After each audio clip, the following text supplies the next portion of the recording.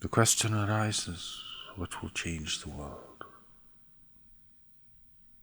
What will make a real difference for people?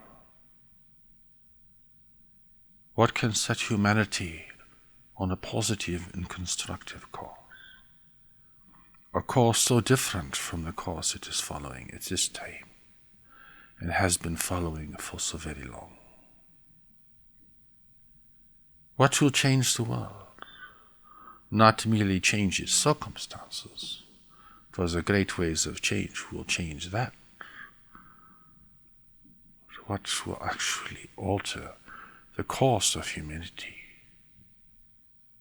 and giving humanity a greater promise than it has today? The answer is mysterious. It is not what people usually think of.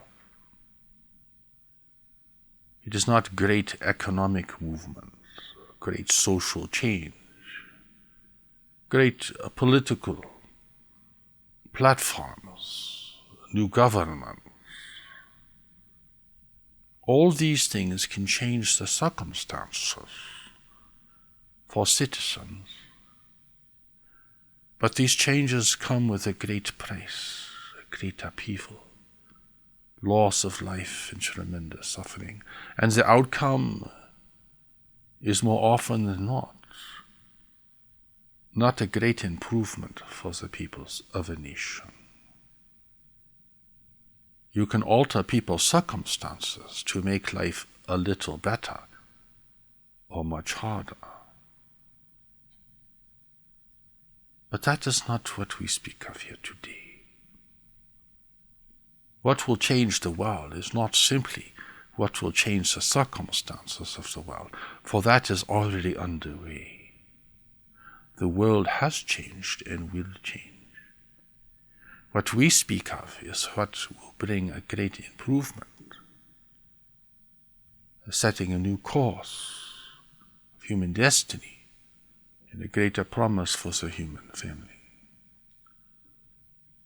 The answer is mysterious, as we have said. It resides within the individual. For what will transform the individual? What will give the individual a new and greater motivation, greater courage, greater compassion, greater commitment to serve the world, rather than only serving oneself? What will alter the course for the individual? It happens at this level, you see, because everything that happens, that humanity creates or determines or manifests or brings about, whether it be a disastrous or positive and beneficial, begins with the decisions of individuals. And what informs those decisions is the critical question. Here, the choices really are much more limited than you might think of. The individual is either guided by the greater power of knowledge that God has put within them to guide them, or it is governed by political or social ideology, pressures, consensus of others, or an individual's own perspective, beliefs, and ideology.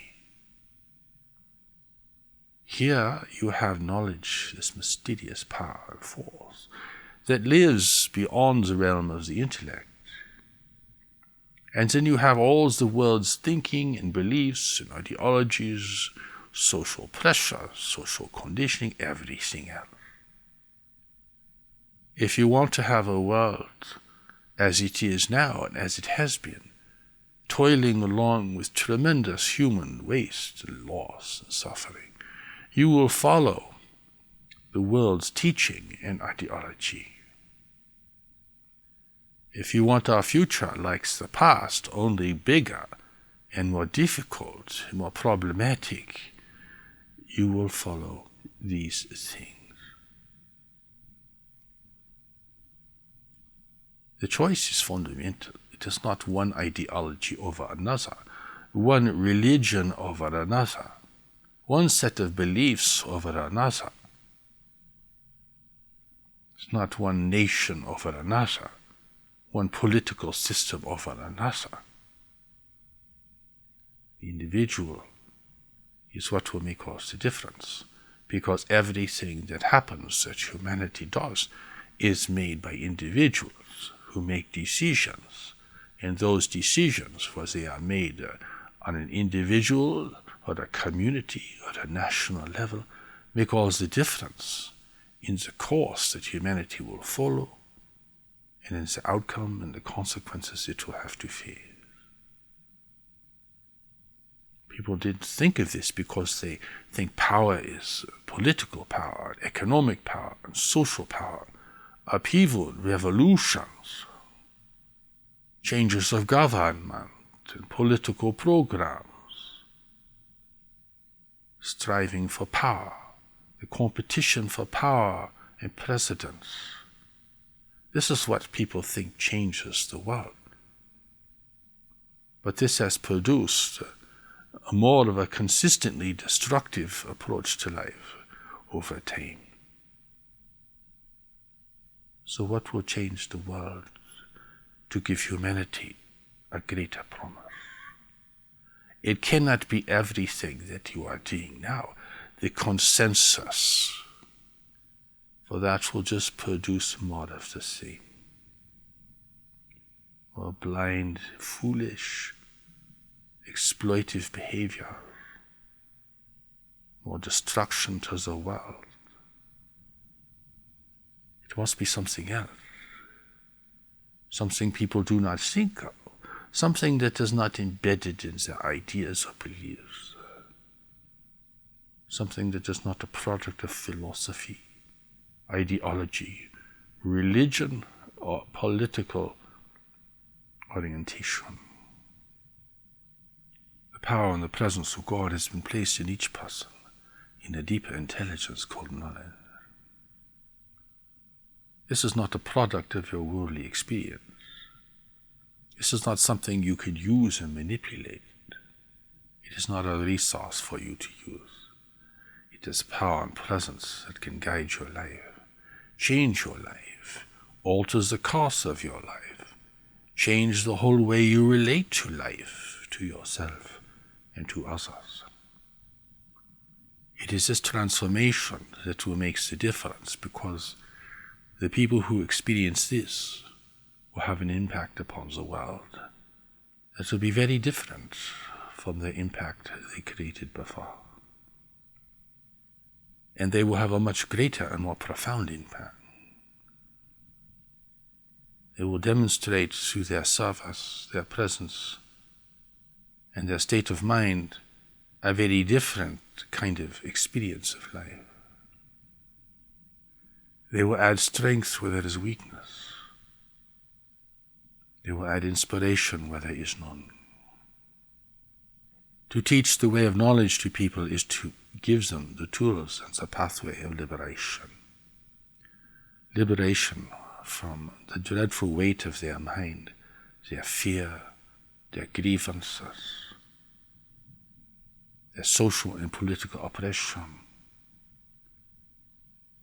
Whether they be rich or poor, you are giving them what God wants to give them. This is at the heart of all the world's religions.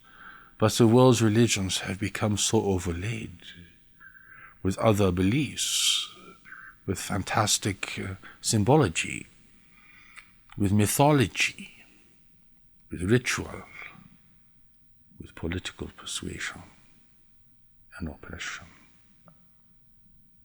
It is hard to find this. The evidence of the purity can be difficult to discern, but it is there. It is there. What will change the world is a change of heart. In enough people to have a collective shift in human awareness, human motivation. It does not have to happen with everybody. It does not even have to happen with most people. But it has to happen with some critical mass to change the mental environment of the world, to set in motion a different kind of ethics, a different kind of expression, a different kind of power.